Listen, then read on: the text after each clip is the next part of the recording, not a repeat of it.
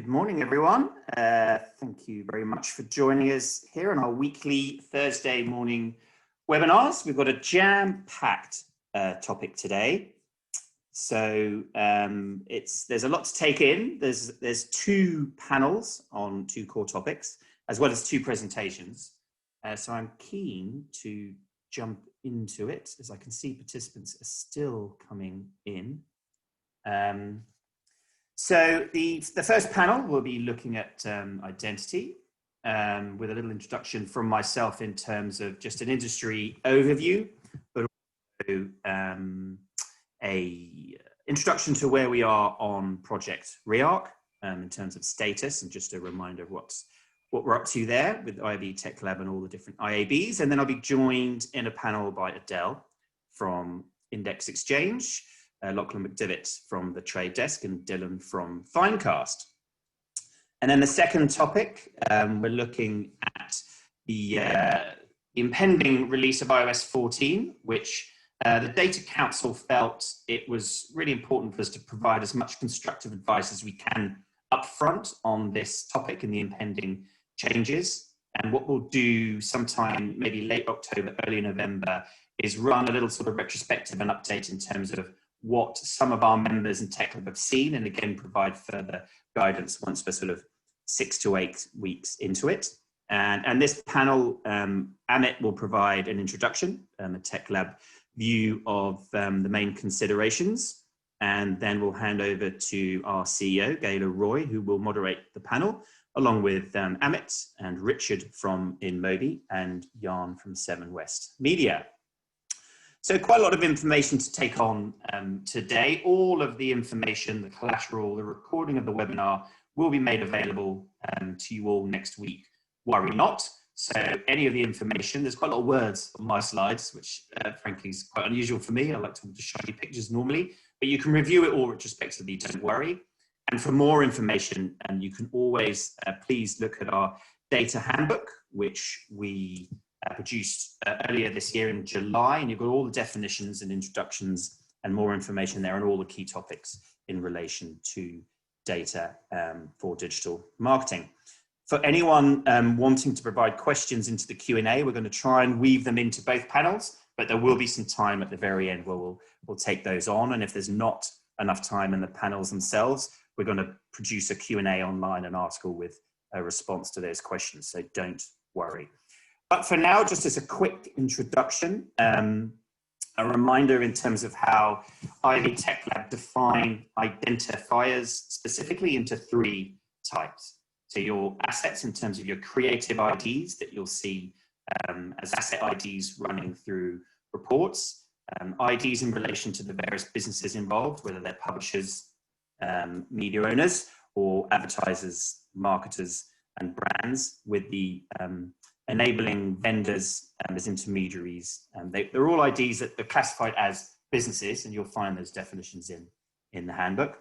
But we're looking today more at the consumer IDs and the various identifiers that make up consumers in digital marketing.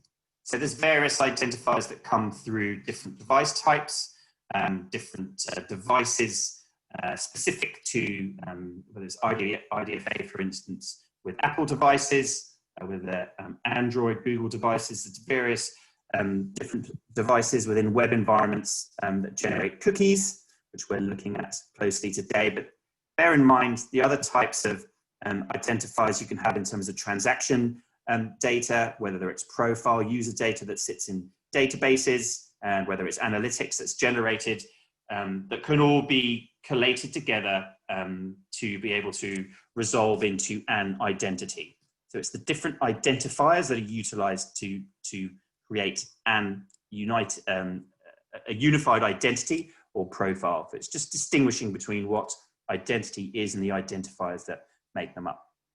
And the two we're looking very closely at today, we are talking about IDFAs, and initially we are talking about cookies. So the humble cookie that has, for the last 25 years or so, since it was invented to simply work as a little analytics tool to be able to count repeat returning users to websites, is utilized for a whole host of different capabilities that makes the internet usable over its history, and it still does so in lots of practical terms.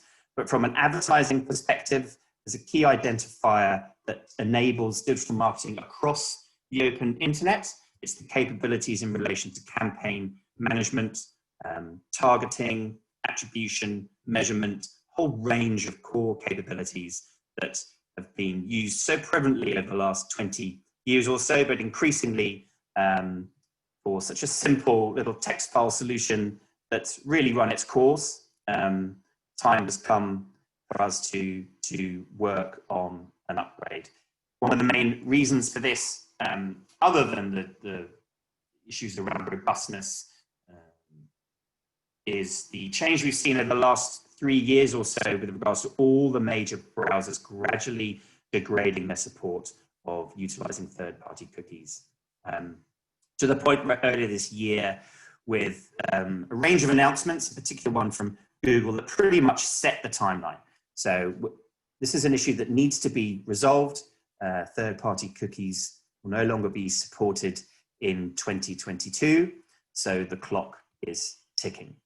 The other consideration is that of consumer privacy, quite rightly. There's a range of requirements that consumers are seeking in terms of the controls, in terms of flexibility, and in terms of variance of requirements.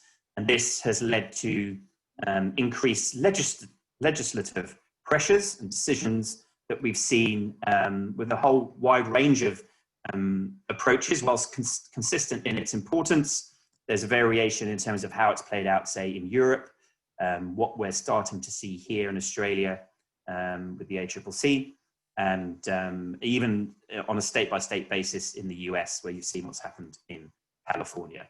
So there has to be a retooling in order for us to not just replace these capabilities, but improve upon them and ensure that it's with privacy front and center and not an afterthought. So hence the launch recently through the IABs and run by IAB Tech Lab of Project Rearc, the rearchitecting of digital marketing.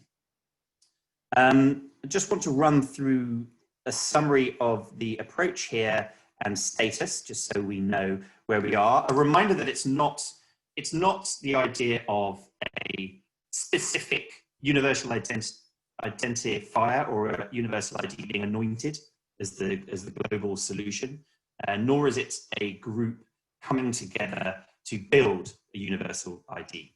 Digitrust has been sunset for a reason. It's about establishing guidelines and parameters and standards within which the industry can come together collaboratively to provide solutions that can set out to resolve the requirements as stated through the process.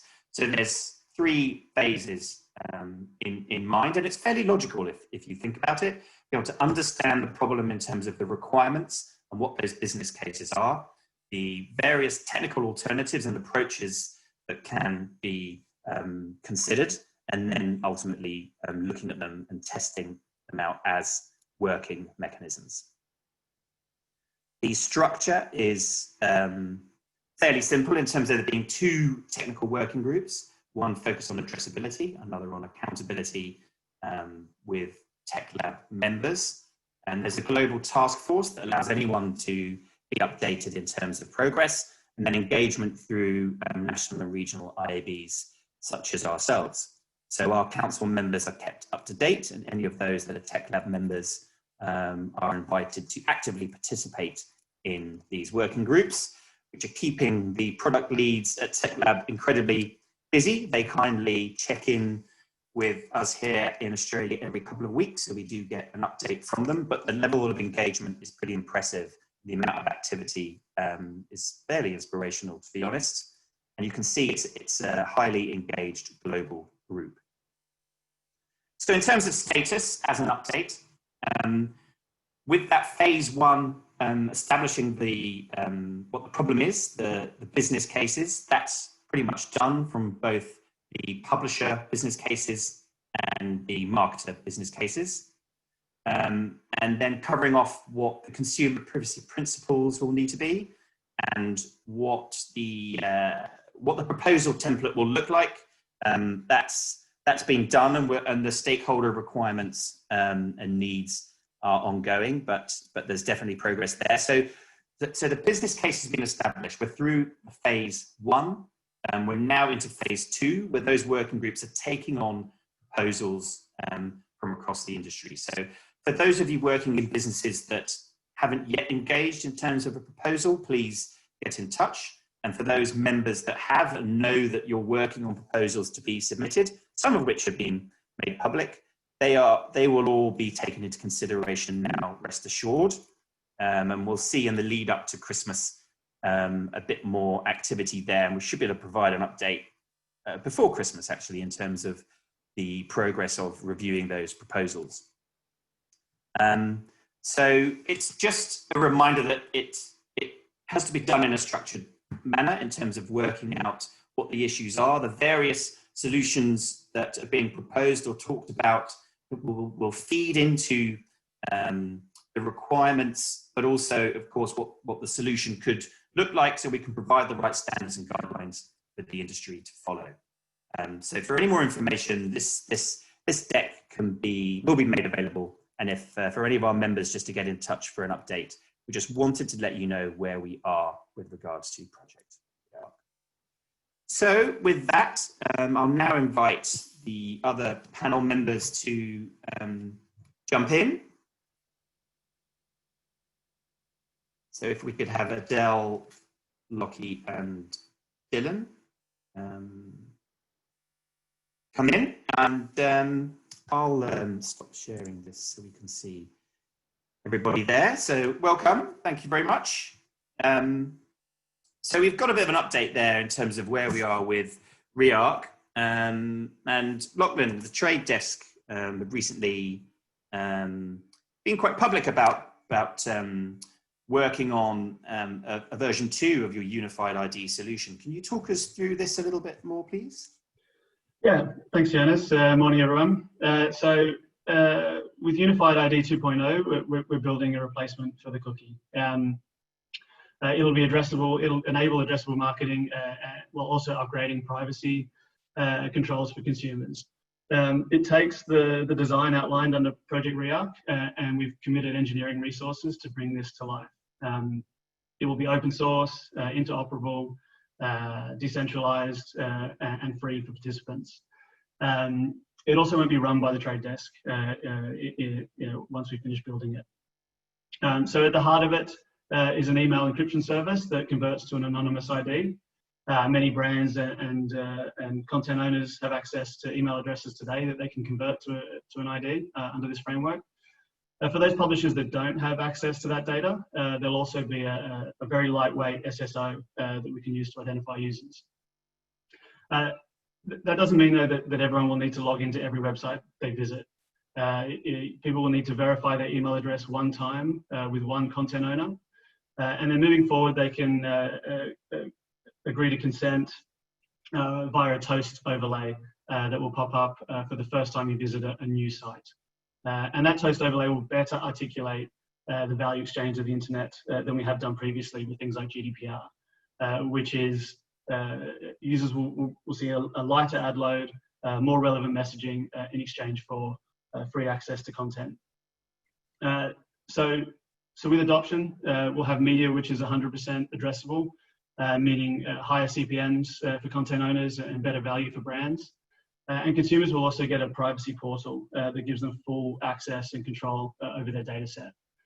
And maybe most importantly, as an industry, we'll have the opportunity to have a collective, consistent conversation with consumers about the model that funds the internet that they love. Yeah, no, thank you. I know it's definitely something that TechLab have received and we'll go through the review process now. So that's exciting. Thank you. And Adele from Index, I mean, whilst we're all united in the requirement for a common identifier, there are a lot of moving parts. How do you see this working for your perspective, and how does the interoperability work with all the various solutions that could be available that fit within the requirements? Thank you, Jonas. I think this is just an absolutely fascinating time in our industry evolution. You know, if we look at how quickly some of the, I guess, conversations around consumers, trust, and the way that we are building solutions that can continue to add value in the ecosystem have evolved in the last, I want to say, even 6 months. It's incredibly tremendous. However, it is there is a speed. You know, we have this deadline coming in 2022. We know that we have to be working collaboratively as an industry to try and solve this broader problem. Where there has been so much value derived from the cookie in the past, you know, when that goes away and the third-party cookie, there is a very sizable gap. So the solutions and where we're seeing those evolving conversations, they've really been expedited, and we're starting to get to the point, you know, the leaning in of the trade desk into the Unified ID 2.0 is an incredible first step. We have to look at, you know, the expansion of LiveRamp and other identity-based solutions, and even the Finecast ID more recently. You know, these are all step changes that the industry is taking to get us to a point where we're bringing that centralized conversation back to the consumer, and that trust exchange, that value exchange that we talk about. From an interoperability point of view, there's a lot of work. I know us as one of the exchanges in the space have done over the last years to build a solution that allows for that interchangeability of the identity graph providers. We see that as being, you know, first and foremost, like that very first step is to helping to bridge the gap as we start to see these changes happening in our market. You know, it's not the changes coming in Chrome are not the very first impact we've had. You know, Safari and Firefox have made changes a while ago that has impacted our ecosystem. The solutions that we're now talking about in the people-based and less about, you know, the cookie, those solutions are now coming into play now. And as a tech provider, we've built I guess ultimately a framework that supports multiple solutions to ensure that we are still able to derive value for our partners, both on the buy and the sell side in the long run, and as these changes continue to roll. Yeah, I mean, you know, as you say, it is an exciting time. I mean, there is that aspect of the clock ticking. We have to be aware of that, but the ability to improve upon what has been, you know, pretty age-old, fairly simple solution, it is exciting, and I think that's an important constructive point. But Finecast ID was mentioned there, Dylan. This is actually quite an interesting, bit of an Australian story too, in terms of what you've built out. Can you tell us a little bit more about how you're resolving for your clients in a cookieless environment of connected TV with Finecast ID? Yeah, absolutely, JJ. So our view at Finecast is a little bit different because our world is a bit smaller than we focus on advanced and addressable TV solutions for marketers and agencies. So when we're looking at, I guess, the notion of identity, we're looking at through the lens of BVOD in particular. So we also had a Finecast UK team who went through GDPR. And the obvious thing that JJ, you alluded to before, was that third-party cookies, they don't necessarily fit the modern world and the privacy needs of consumers. So you look at things like initiatives like Project Rearc, and we kind of take frameworks like that, and we kind of applied those principles in our process for developing the Finecast ID. So put really simply, it is a singular deterministic view of households across all BVOD, and it works across all publishers. We've been live for about 2 months, and it has now started to power reach, measurement, frequency capabilities, and pretty advanced audience targeting capabilities. So we've kind of looked at where global trends are moving, and we partnered with our broadcasters and their consumers, and they're absolutely front and center of everything about how the ID works. And the great thing is it just brings new capabilities to the market. So for us, it's definitely all about the TV space and the future of TV. And it's been pretty exciting so far. I think for the first time in a while, we're seeing clients actually increase their investment into TV, which is fantastic. And look, the final thing I would say about this is it's a powerful message around the ad tech community and to the marketing community that actually when we do collaborate on initiatives like this, you can build pretty amazing, powerful tools. And I think it shows that we can adapt as the cookie kind of crumbles, I guess. Yeah, no, absolutely. I'm not allowed to herald it as an Australian-only initiative at the moment. We fly the flag a bit. Yes, we absolutely do. Yes, it is.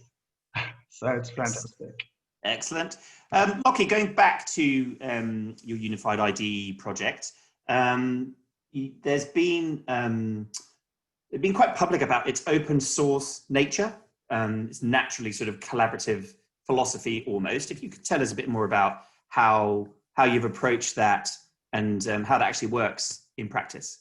Yeah, cool. So, like we understand that for the solution that replaces the cookie needs to be ubiquitous, like the cookie is today, and we can't achieve that broader adoption if we're creating a proprietary advantage for the trade desk in the process. So, we've seen in the past with things like Previd, the success that open source can have for uptake, and so this will be completely open and free to all participants.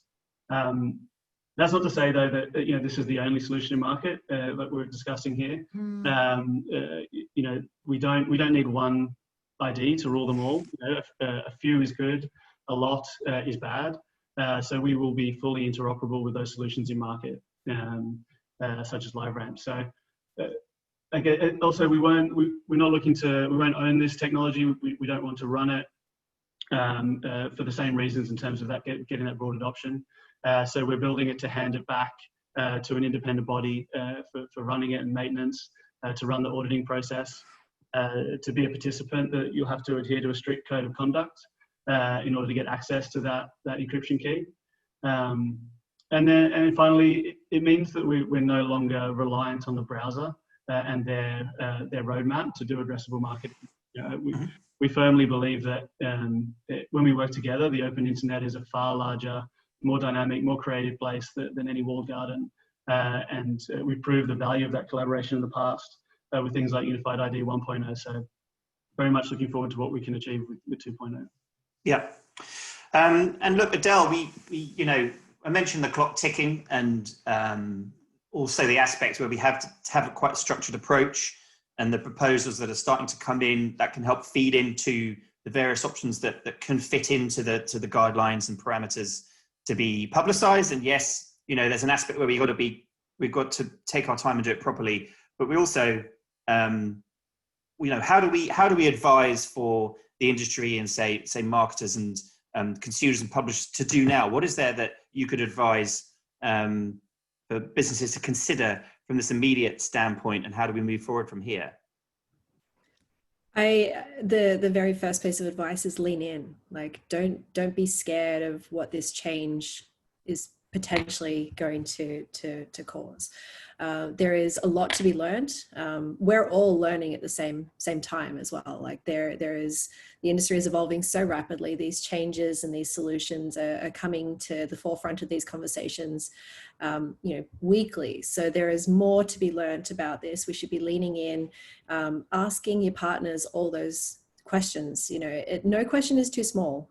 We have to start small, and therefore we can, whether it's test, learn, reiterate, evolve, take different approaches, try different things, lean in, ask those questions, feel comfortable with where, what ultimately this means for your business and the options that you have at hand to continue to derive that value. It's going to take a pretty heavy lift across the bigger industry to get to where we need to be, like you said, when that time crunch comes. And this is the ultimate call to arms. We have now the ability to evolve our industry to a point where I think we've been talking to it for a number of years. This is the reality in a couple of years' time, if not sooner.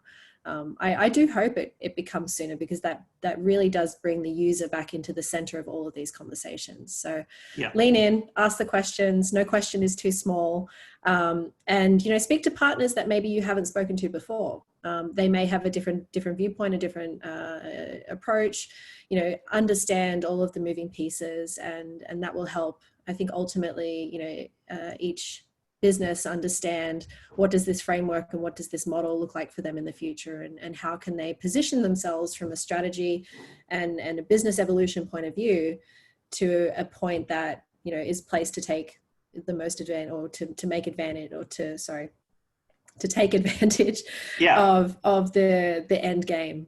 Yeah, and that's something that we'll be doing naturally through some of our councils, in terms of being able to update and allow them to collaborate and contribute and feed back into the process. But we'll also be doing it publicly with a few webinars, and if ever, God forbid, I'm down here in Melbourne, we can ever actually get together in an event space to even be able to review the details of some of these proposals in a sort of town hall or virtual town hall for Christmas. So we do intend to do something like that, that sort of represents that collaborative approach here too.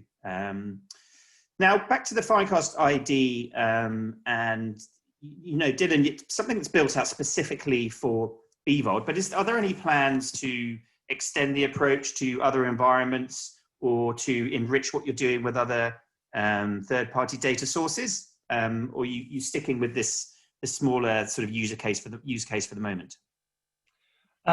Yeah, so on the data enrichment component, absolutely, JJ. So we're already in discussions with broadcasters around this, and we have many plans in motion already. Some of those are already in live, some of them are a little bit longer. The thing when you're working in the identity space, and we kind of uncovered this over the last 12 months, is consumer privacy and data security is first and foremost.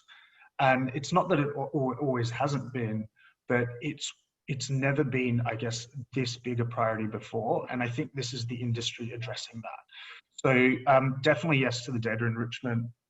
On the question on opening outside of sort of AUB VOD, look, we're focused 100% on the future of television. It's our specialty, and it's absolutely our strategic vision. I think there are many companies, obviously the project that Lockie and the team at the Trade Desk are working on. All of these companies are trying to solve entire ecosystem pictures. And I think that's absolutely fantastic. I hesitate to close the door, so I won't, but I would say it's probably not in our future, at least not in the near future for Finecast. But do you know what?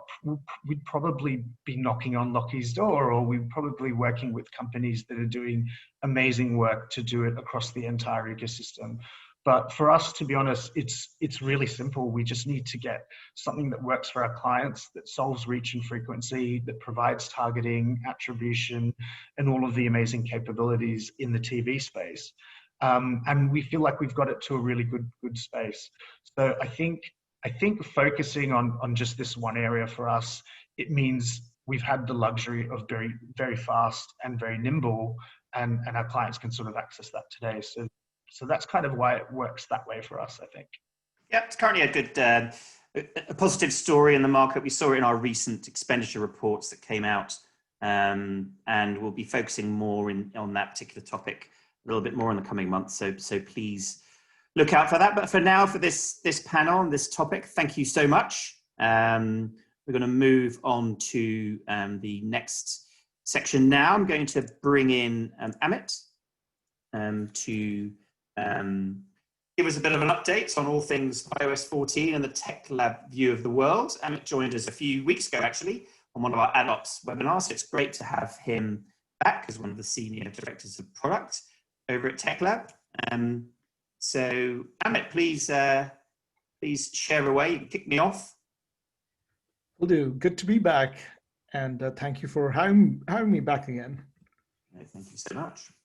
All right, let's see if I can.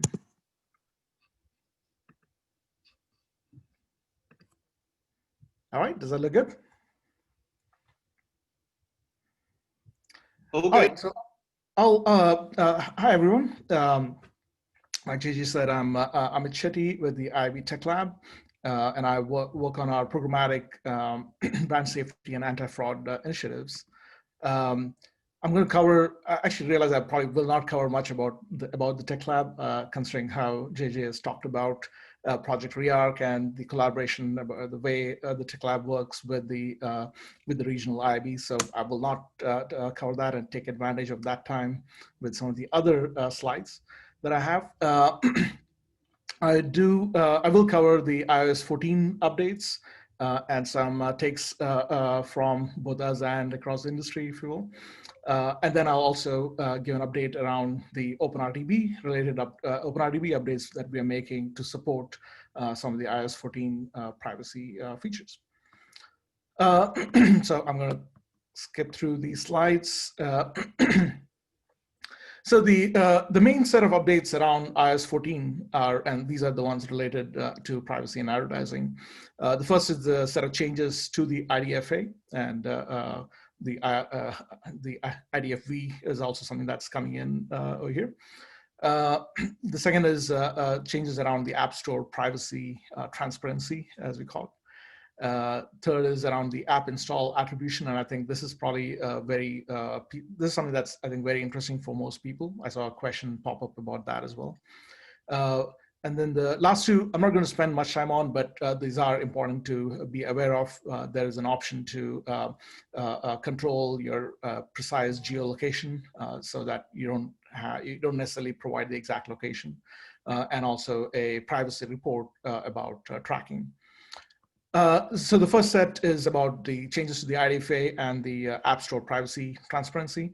Around the IDFA, the main thing I think is the fact that there's a new pop-up that gives users the control on permissions, right? Whether they are okay with them being tracked across apps and websites.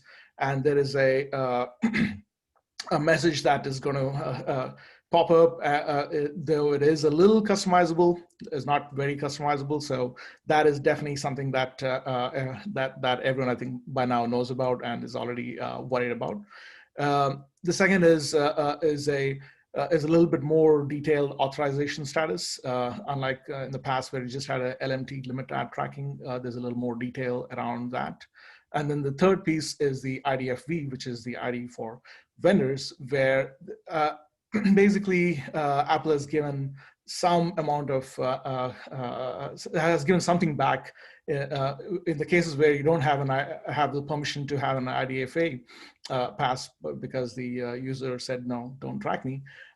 If you're a publisher who has multiple apps, then you have the ability to at least track across your apps with the IDFA for a limited set of purposes.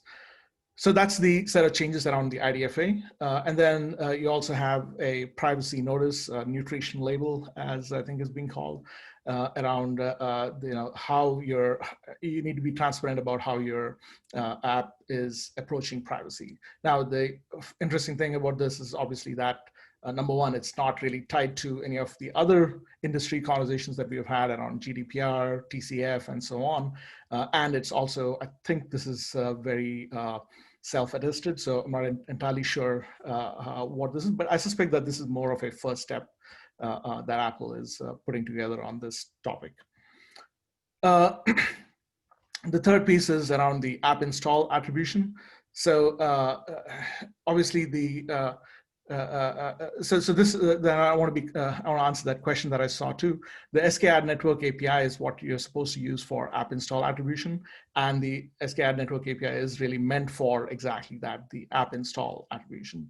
I don't think you can use it for general attribution across the board. And the way it works is that it has these concepts of the ad networks, which I think in Apple's parlance is really pretty much anybody who wants to serve an ad. But basically, you now have the concept of these known ad networks who have to register with Apple and get an ID from Apple. And then you have the source apps, which are the apps in which you're showing the ads. They need to list out the set of networks that they are comfortable showing an ad from. Or the trust, if you will. And then the third part is the advertised apps, which would basically have to make sure that they are going to synchronize with the installed app, if you will. So the idea is that you, as an app, you would have this set of trusted network ad networks. When you get an ad, it has to be signed by one of those trusted networks, along with a campaign ID and a couple of other pieces of information. And then when a user taps on an install, that's when that app has to kind of kick off the process of attribution by registering for that. The installed app, in turn, if it has the same SDK and is able to then look up the do the correlation, if you will, about that app. It'll then actually it doesn't do the correlation. It'll fire yet another, I forget the exact API, but it'll fire an API and try to do the correlation or pass information to Apple to do the correlation based on the campaign ID and other information. And then then Apple is the one that would take care of deciding whether there is a attribution to be made over here. But it also does not do that does not do that real time. There's a timer that kicks off, and I think about 24 hours later is when it fires off a signal saying, "Hey, here is a successfully attributed install." So that's the basic idea of the SK Ad Networks API. So, and obviously we've had some pretty interesting takes across the industry, right? So number one, obviously, is that it's good to see the emphasis on user privacy on Apple's side. You have to give them that for sure. But then, of course, there's real worries about the end of the IDFA and attribution as we know it on iOS. And there's a pretty good chance that that might happen depending on how people respond to that pop-up that we saw earlier. Now, there are people talking about workarounds, which are unlikely to work because now this is the part which is kind of unclear. A lot of this is in flux, so I'll have to caveat everything that I say here that things might be different by the time iOS 14 is finally released. But it appears that they are definitely against the idea of using fingerprinting or any other login mechanisms to track users across apps if they have said no to that prompt. Contextual targeting is another thing that has a chance of picking up because of all this, where you really are not targeting based on a user, but really based on the context in which they're running that you're running the ad. The other part which is big is there's a lot of fatigue around the number of pop-ups that might show up and so on. And finally, I think the biggest challenge that we see is the whole idea of these proprietary implementations, right? So instead of having it is definitely challenging to try to keep up with all the different options when you could really have worked with the industry is what we feel about it too. And I just wanted to mention for people who have not looked it up, I think the Facebook SDK's decision to make some major changes around this is a reflection of how serious this is. So this is what we have in the works, and I suspect that I may not have time to cover it all in detail, but basically, and this is really in the works at this point in time. It's not released yet. We're still trying to finalize all the details around it. But the first piece is a device extension to support the passing that IDFV that's new and the authorization status that talks about what kind of response the user has made. A bid request extension and a bid response extension to pass to do that SK Ad network ID support, right? Passing in the network IDs that are relevant, passing in the campaign and other signing the ad, passing the campaign information, all those kind of things. And then we also are working on some guidance and hopefully some tools also for app developers to manage their info.plist that contains a list of SK Ad network IDs that they are comfortable with. So we're also working on some of that as well. And then we also have 2 additional proposals. Once we release this, we'll be releasing it along with 2 additional proposals for the future, depending on we're not confident about how that should be done. Being more efficient in terms of passing the SKI network IDs back and forth. So there is there are 2 additional proposals that we'll be looking for feedback on. I think I'll quickly, so these are the pieces really, and I think we're going to share the slides, so hopefully this will be give you an early view, but remember that this is not the final this final spec. Final spec, we will be releasing that soon. But basically, this is the device object extension, the bit request, and the response extensions. And the way it's supposed to work is really, if you go back to the picture earlier about how the SKAD network ID is passed along, this kind of adds the OpenRTB layer on top of that, right? So, passing the SSP, passing the bit ad networks, relevant ad networks on the request, the bidders, the DSPs or what have you, responding back with signing the ads and responding back with a campaign ID and so on. And then the rest of it really works within the Apple system. And we also have some additional direction on what each of the various entities should be responsible for and what they should be looking out for. What can we do right now? Number one, I think the most important one is, if relevant, if you are somebody who will be serving an ad, go right away and apply for SKAD network ID with Apple.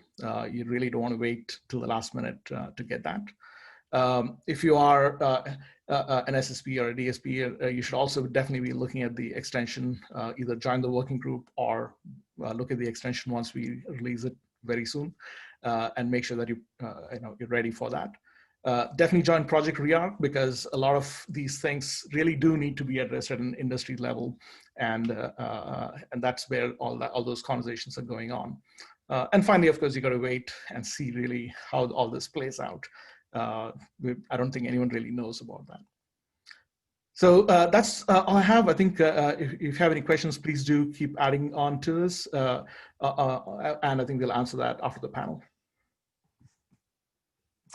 Yes, indeed. Thank you so much, Amit. Whoops, you're having a look at my Slack slide there. So the, as said, we're going to leave that collateral, both from my update and Amit's, available for you all when we share the recording next week. Don't worry, and if there's any additional updates, we will include them as well within that, so that you're up to date, because the release is imminent. So now we'll move over to the panel. I'll hand over to Gai, who's kindly moderating Amit, and we're also bringing in Richard from InMobi and Jahn from Seven. So please come in.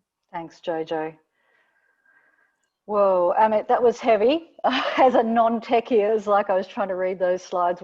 I wouldn't be surprised if our designers get on top of those and make them a little bit more beautiful. But they're obviously huge changes coming down the path, particularly for Australia being such a iOS heavy market.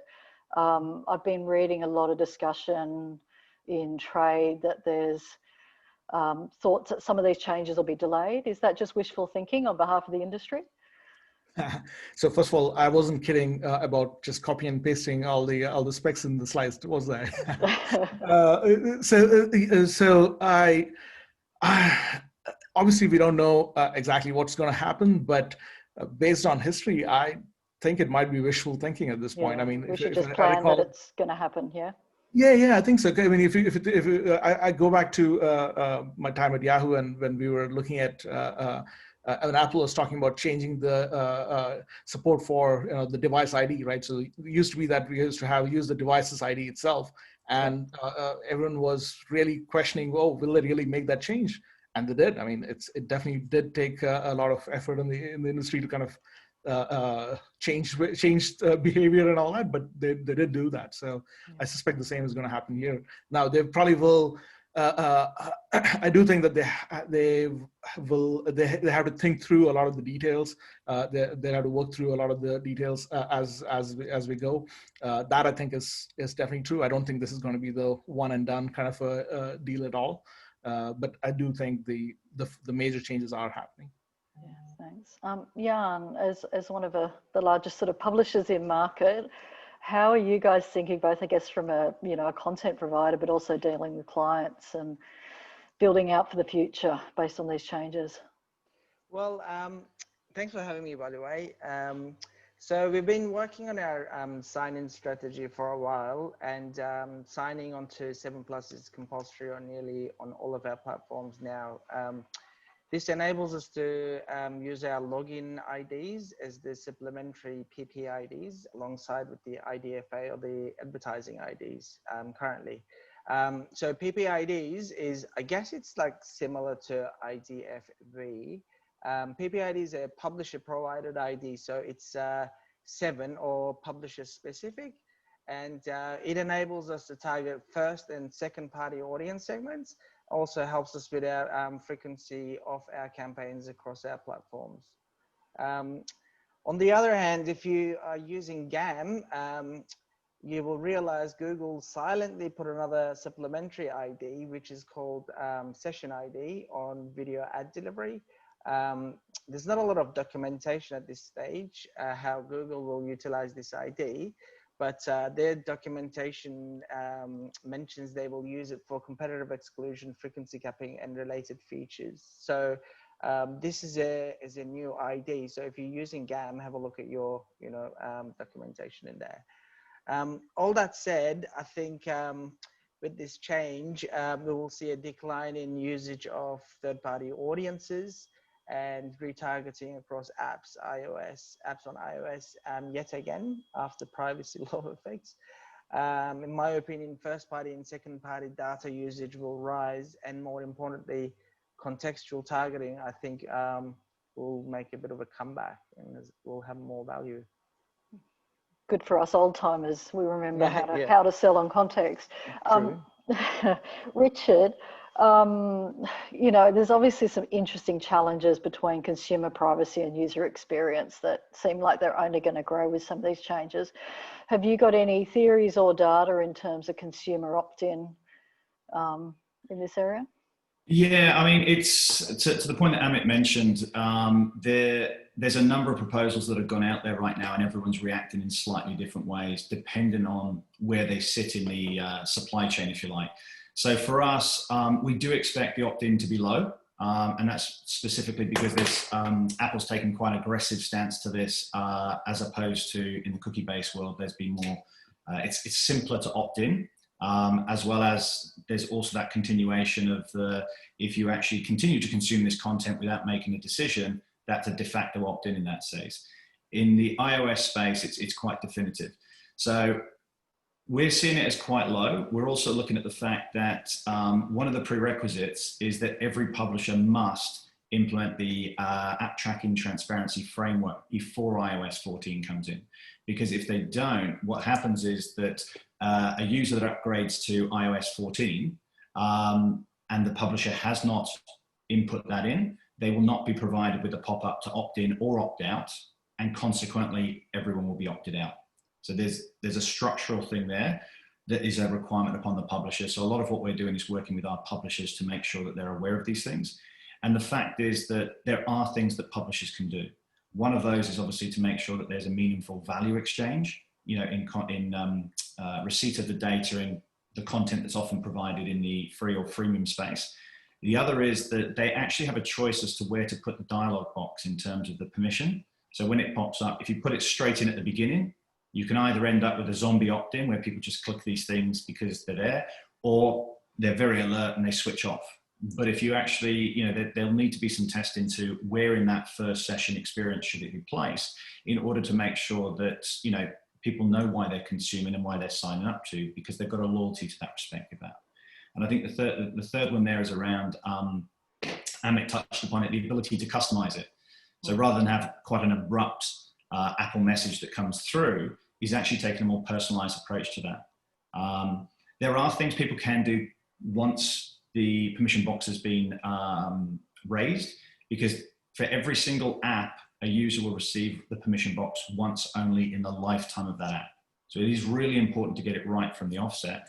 But post that fact, if people have opted out, we've seen this in the web-based content space, where you go to websites and if someone has a blocker on, the website politely asks them to say, we put a lot of time and effort, we value our audiences, we don't charge for subscriptions, we really want you to kind of switch it off.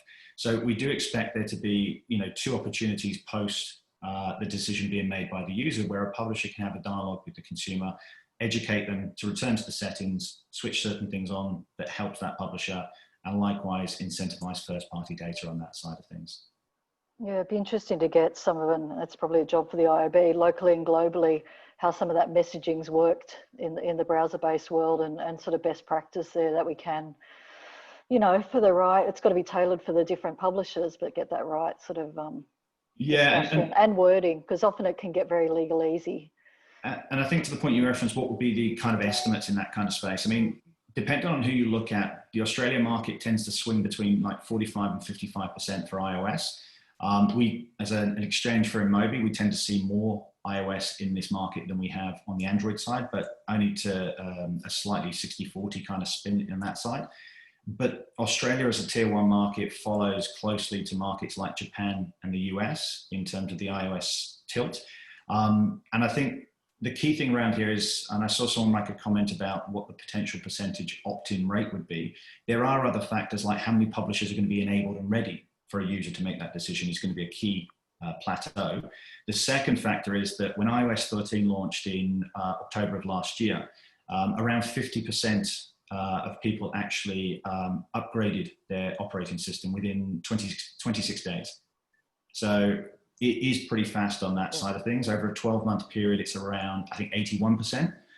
But you generally find that if you've got your iPhone in the last 4 years, you tend to be a bit more of an aggressive upgrader to the different capabilities.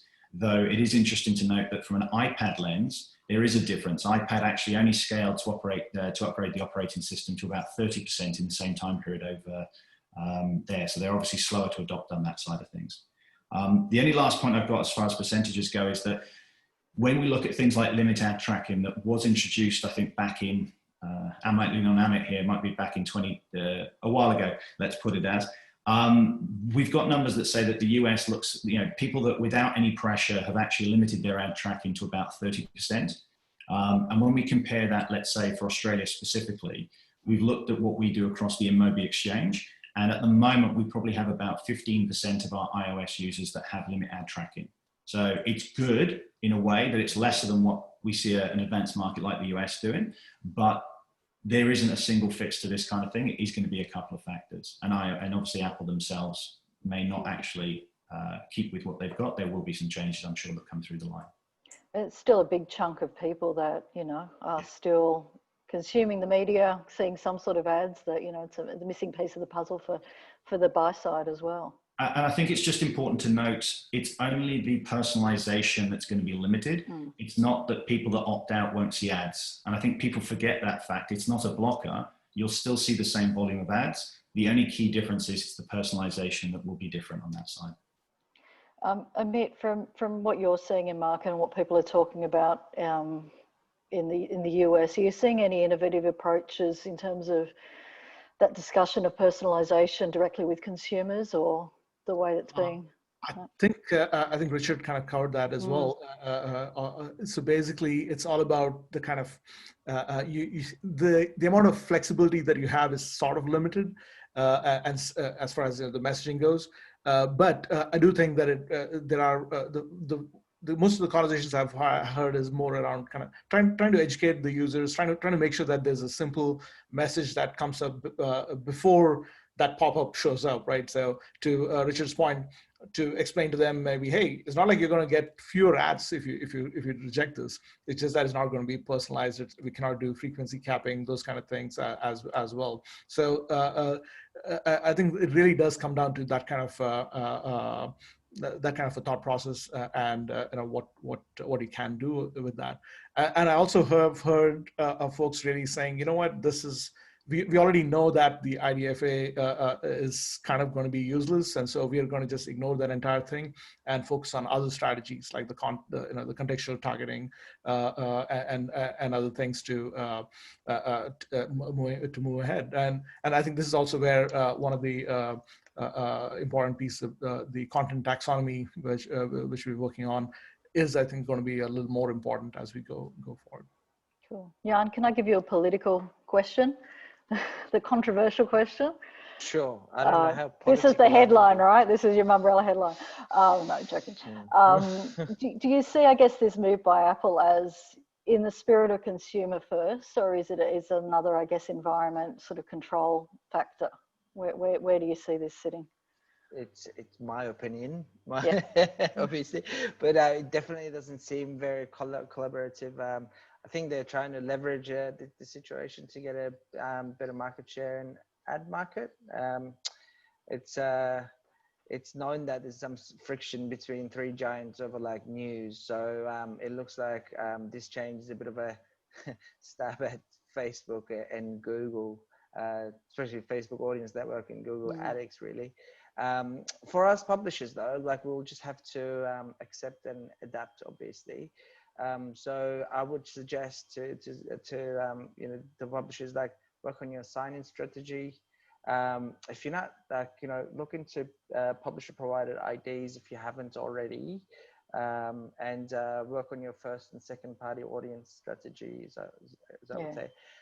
If the, you know, app attribution is important for you, look into SK ad networks, obviously that's been mentioned, but in my opinion, most affected parties will be like publishers selling their entire inventory programmatically on open market. I think they'll be the, you know, the most affected with these changes. But all that said, there's quite a few unknowns in the equation, as everyone says. So we'll just have to wait and see what future brings. But just have to be agile and respond to changes quickly is all I can say, really.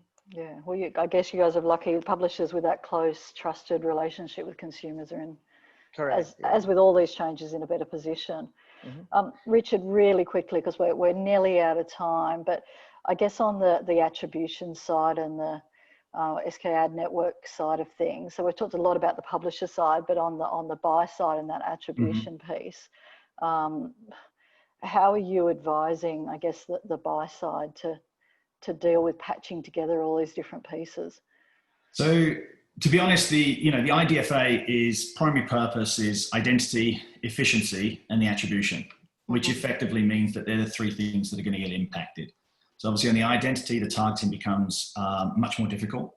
The efficiency side of things means that frequency capping, the ability to identify fraud, and obviously measure attribution. And then when we say attribution, we're talking about the app install space. So a lot of the business that operates in the app install space is on post-install KPI metrics, like, you know, tangible ROI on a one-to-one basis that can also be retargeted. Effectively, that's gone. So when it comes to the SCAD network that's being proposed by Apple, the reality is it's not meant for scale. It's got the quality it can give you. It's the only deterministic platform that's left in the market as a consequence. The way that we see the buy side, they can use the SCAD network on its own, purely deterministic, but they're going to be hit by scale. You can't deduplicate either. So over time, we're going to see a suppression in the price as people start to equate. If I'm paying twice for the same install, I'm only going to pay 50% for the price. So we do see price suppression starting to come through there. The second one is obviously where people who are, nearly everyone in that space will use an MMP partner like Branch or Kachava, Apps, Flyer, Adjust, etc. These guys are obviously pivoting all around the same subject, but in slightly different ways. So you can continue to use your MMP partner in a deterministic way, which is what's done today. The key thing there is that you'll only be able to measure that same information against people that have given consent. So eventually, if we say the opt-in rate is 20%, you lose the scale. The third factor is obviously where the MMP partners are working on probabilistic. And what we anticipate is, because that's consistently the same, the advertiser doesn't have to change anything. What will likely happen is nothing changes. They'll likely skew in favor of that in the short term and see how it goes. The impact that will happen is they have to keep a close eye on their return of ad spend, and their CPI and CPAs will come under a bit of pressure in that space, but it will likely equal out. Plus they're working with a partner like an MMP that's got investment into that space, and partners like ourselves and companies like us. Which, to be honest, media's normally been built and measured on a probabilistic sort of model, you know, since day dot. So yeah, pretty much in that scenario. But there are quite a significant volume of limitations associated to the SCAD network. So I think, again, the key thing, to Amit's point, it's going to continue to change. It's not the companies that have a solution right now. It's going to be those that are best prepared post the launch, which we expect to be around September 14th onwards. it's going to be those that are best prepared, and lean into your partners. I would ask of every advertiser and publisher out there, whoever you work with, lean into those partners where they have the skill set, and then make an informed and educated choice. Yeah, great. Thanks. So we're going to have to wrap up. There's going to be lots more. There'll be lots more updates from the IAB. As JJ said before, there's some good information in our data handbook. I know Richard and his fellow people on the ad effectiveness council are also about to put out a book on ad effectiveness changes, how the buy side's going to look at, particularly post-cookie, how they'll measure. I know we've got lots more questions that have come through, which we will, as JJ said, try and get through to a Q&A article or something, but constant conversation, I guess, particularly over the next month in terms of changes. Next week, we're looking at e-commerce. So probably a slightly sunnier story for the audience. So we've obviously, lockdown has been horrific, but I guess on the flip side, we've seen a really quick change and growth in the e-commerce market and change in retail in the local market in particular, where e-commerce had been slower than I had thought sort of 20 years ago going into this industry. So we've got a great range of presenters for that webinar. Please register now. We've got Australia Post sharing some research and data that they've got, as well as Isobar from an agency point of view, and L'Oreal, so a traditional sort of advertiser who's now looking at ways of direct to consumer, changing their marketing messages as well. So please join us for that. Thank you for everyone who joined us today. Lots of materials that we'll share. So we'll send a link for the recording and all the materials through to everyone next Tuesday, Wednesday for you to all go through. But thank you for joining us, and hopefully we'll see many of you next week. Thanks again.